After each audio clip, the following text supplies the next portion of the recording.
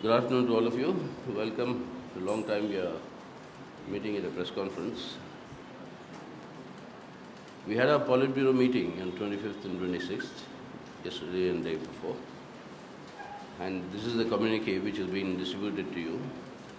But the first, outrightly, we'd like to condemn the manner in which the BJP is now using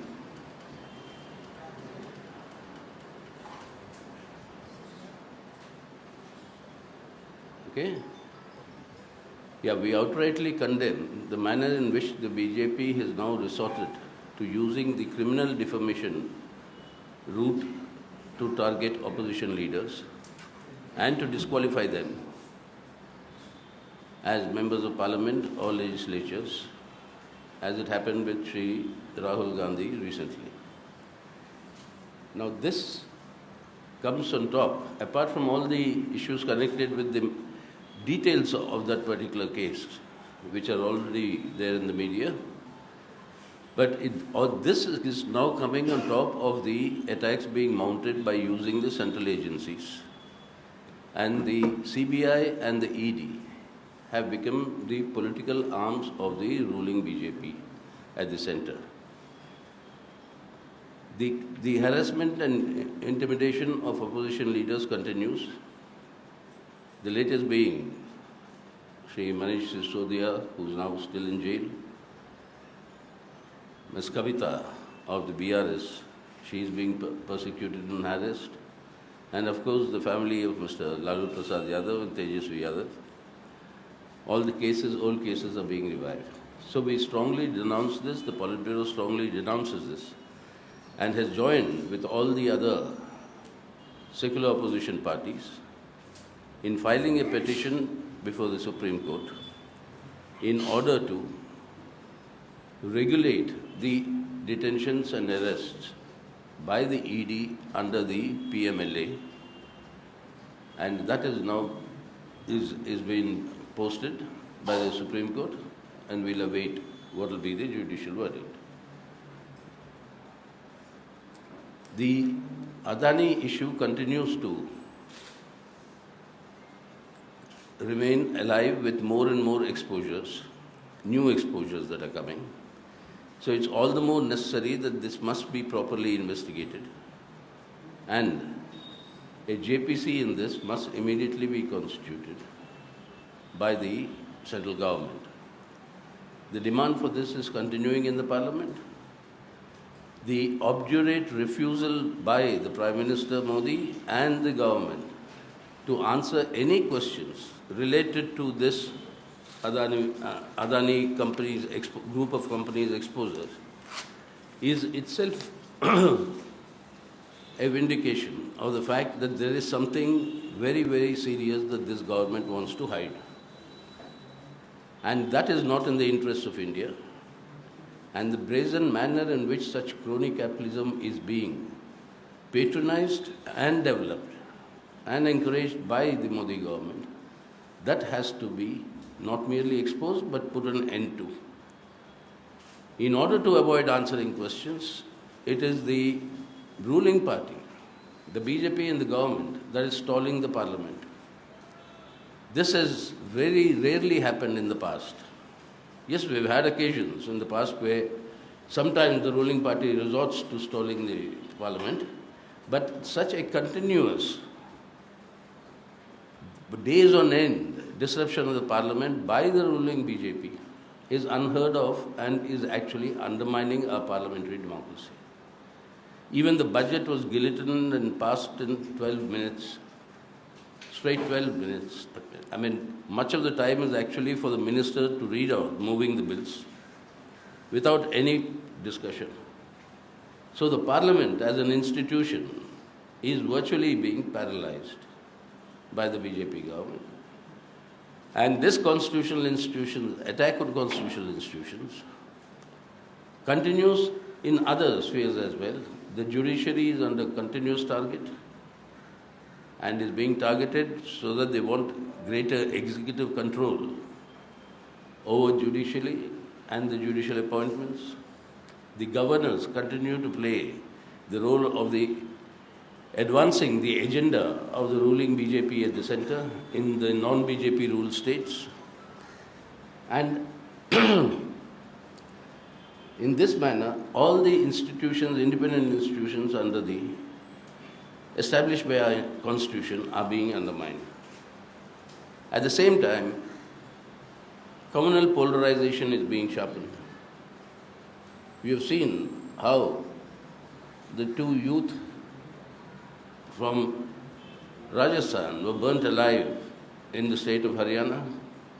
Now there are reports of increasing attacks on the Christian minorities, particularly the Christian tribals, and the widespread attacks against the Muslim community continue, and it has been justified today by the Union Home Minister that the quota for Muslims who are treated as categorized as OBCs by the state governments. These reservations have been cancelled in the state of Karnataka. To treat sections of the Muslim population and as OBCs and categorize them as OBCs as the recommendation of the Sachak Committee report. The Ranganath Mishra Committee report endorsed that and said that this has to be done by the states when they enumerate the OBCs in the state. But despite that, they have now cancelled it in the run-up to the election, because this, in a way, is the tool that they use for communal polarization. Now this sharpening communal polarization, attack on the institutions, etc., comes also with growing economic burdens on the people. The budget itself is a contractionary budget.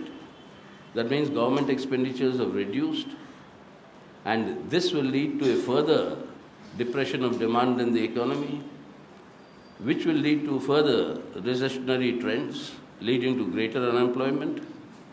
And in this situation, the inequalities are doubling, growing rapidly, galloping, while the miseries of the people are growing.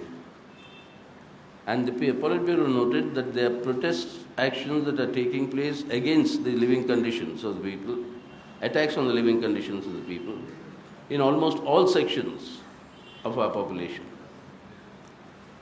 And the Manrega, which was the only source of some sort of a livelihood provider, now that has been virtually being decimated with the introduction of this national mobile monitoring system.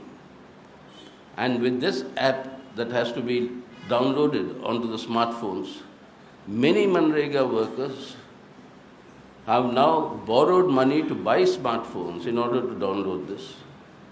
And nearly 50% of the people who use Manrega for their survival are unable to do that.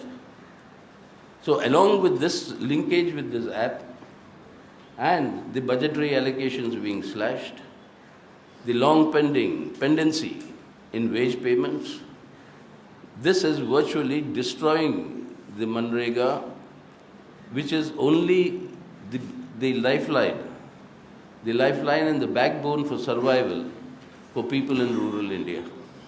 This is a very cruel, callous act that being committed by the Modi government.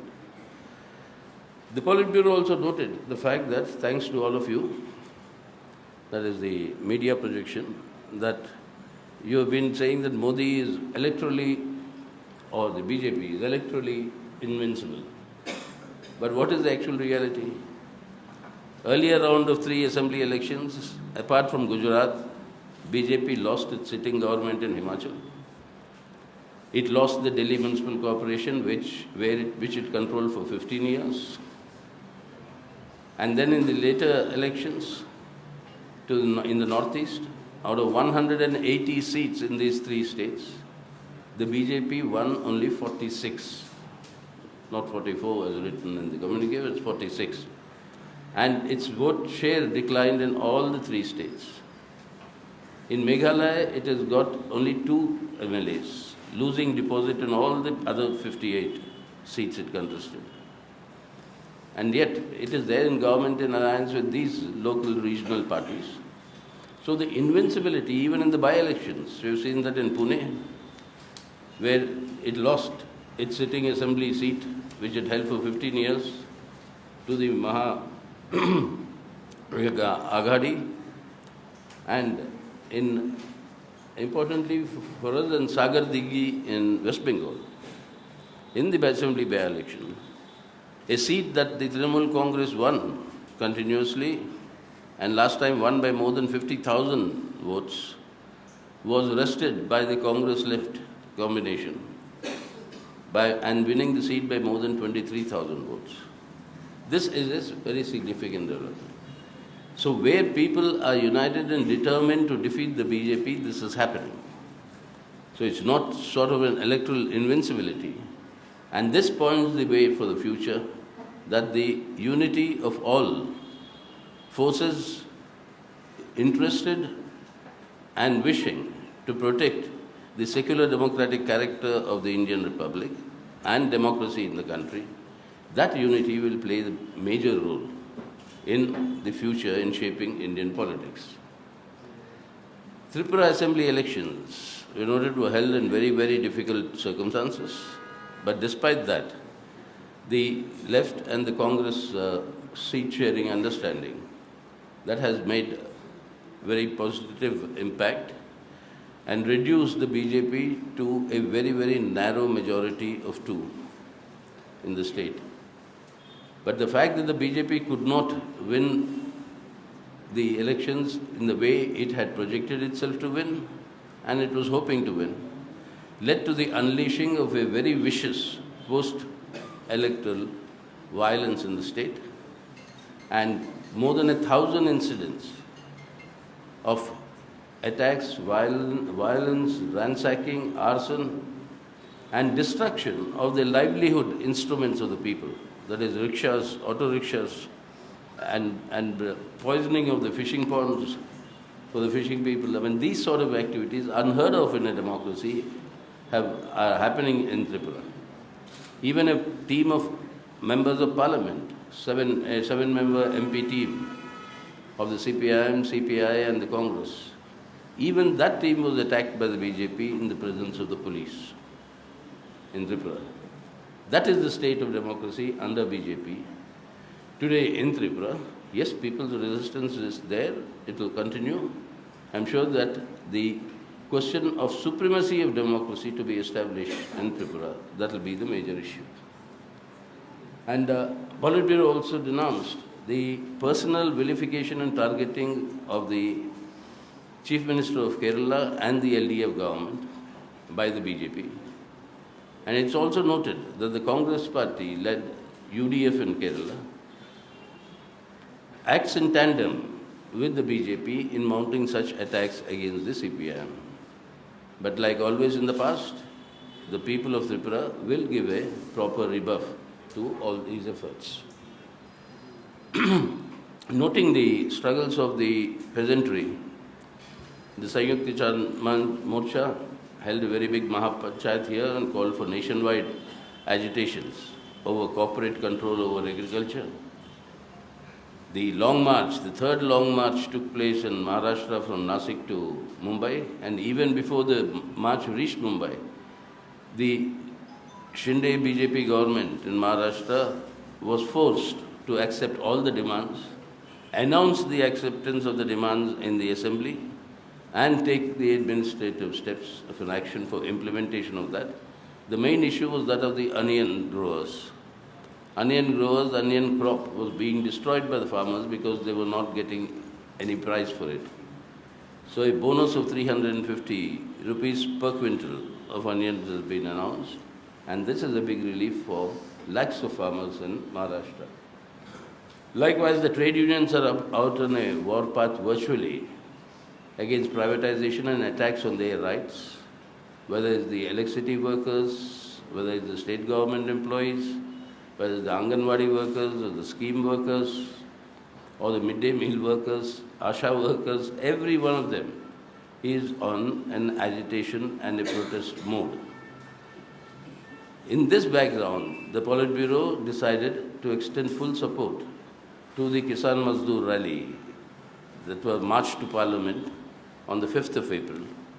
And we expect lakhs and lakhs of people to converge in that march, demanding from the Parliament that the assurances made to the Kisans by the Prime Minister on the minimum support price, that they be implemented, and to the working class, all the assurances of both their rights and their benefits, that to be implemented, and they'll be joined by many other sections, including the agricultural labor. So these are the main points of discussion in the Politburo. The Politburo decided the Central Committee will be convened from 27th to 29th of April in Delhi. So this is what I have to brief you about the Politburo deliberation.